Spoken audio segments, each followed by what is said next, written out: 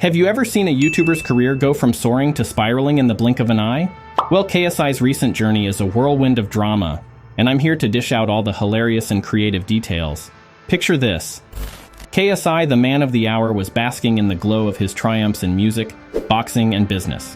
While some creators might vanish into the abyss of success, this dude was still pumping out content consistently on YouTube. It was like he had a secret stash of energy drinks or something. And boy, did things seem peachy for him. He stepped into the OVO Arena in London, ready to unleash his fury in the boxing ring. A first-round knockout against Fournier left the crowd roaring. His drink company, Prime Hydration, even became the first creator-led brand to snag a Super Bowl commercial. Yep, you heard that right. KSI was riding high on the success train. Choo-choo. But, my friends, it's not all sunshine and rainbows in the YouTube universe. Just when things were looking up, they came crashing down.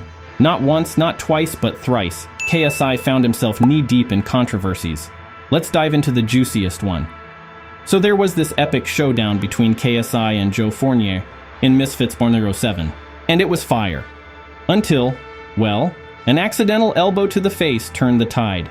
KSI had been dominating the fight until that fateful elbow made its appearance. But, when confronted about it later, KSI denied it like he'd seen a ghost or something. Some folks even thought that the punch that sent Joe to the land of Nod was, in fact, an elbow.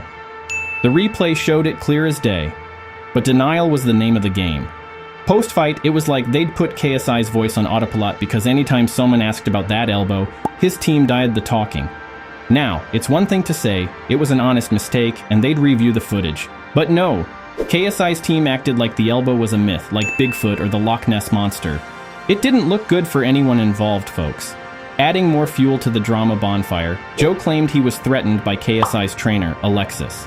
He said the dude was in his corner, spewing threats like a villain from a bad action movie. Seriously, it was like a scene from Die Hard or something. Who knew boxing matches could turn into cheesy action films? 3 days after this epic showdown, KSI dropped a video addressing the elephant in the room. He admitted that his right hook did hit Joe, but the elbow?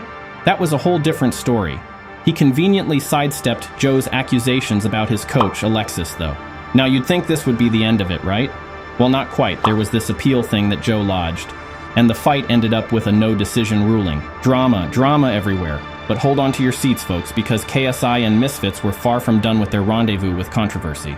A few months earlier, KSI unleashed a Twitter tirade aimed at the Wade Concept, aka Wayne Clements. This guy was a big deal in the world of combat sports content and influencer boxing. Misfits had even brought him on board. Everything was peachy until Wade dared to say that KSI versus Jake Paul wouldn't pull in the numbers that Jake's rematch with Tommy Fury would. Oh boy, KSI did not take kindly to that, unleashing a Twitter storm like a digital tempest. He called Wade fake, accused him of playing both sides, and went on about how Wade knew nothing about boxing. The drama intensified when KSI's manager, Mams Taylor, basically fired shots at Wade during a Twitter space session, saying KSI could do better numbers in his sleep. Ouch. This drama snowballed until Wade decided to part ways with Misfits and join another team, Kingpin. He didn't feel welcome, and it's safe to say the whole ordeal left a bitter taste in his mouth.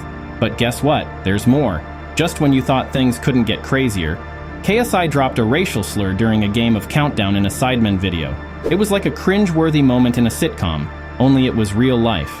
People were all over it, and even though KSI issued apologies left and right, it didn't sit well with many. The Sidemen video was removed from their channel, breaking a 4-year streak of weekly uploads. JJ went the extra mile, visiting a mosque and talking to an imam to educate himself about the consequences of his actions. Some hailed it as a sincere effort, while others cried PR stunt. Then came the Daily Mail interview where KSI issued a formal apology. He expressed deep regret and acknowledged his mistakes, vowing to learn from them. So what's the verdict, folks? KSI had a rocky ride filled with ups, downs, and a whole lot of drama. But hey, at least he's owning up to his mistakes and trying to make amends. With that said, thanks for watching, and until next time, stay tuned for more wild YouTuber adventures.